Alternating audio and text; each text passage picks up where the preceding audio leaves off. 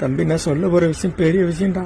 என்னடா நடக்கும்போது உனக்கே தெரியும்டா. அண்ணா நீ சொல்லுன்னா எனக்கு தலையை வெடிச்சிருண்ண.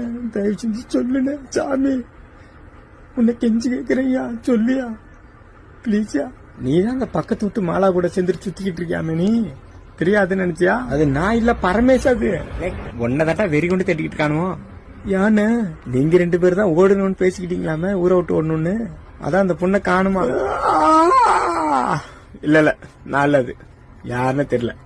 போடு அந்த புள்ளைய காணுமா? காயடிக்க அவங்க அப்பா உன்னை தேடி வந்துகிட்டு இருக்காண்டி. என்ன ரெடியா இருந்துக்க. எல்லாம் எனக்கு எப்படி தெரியும் தானே யோசிக்கிற.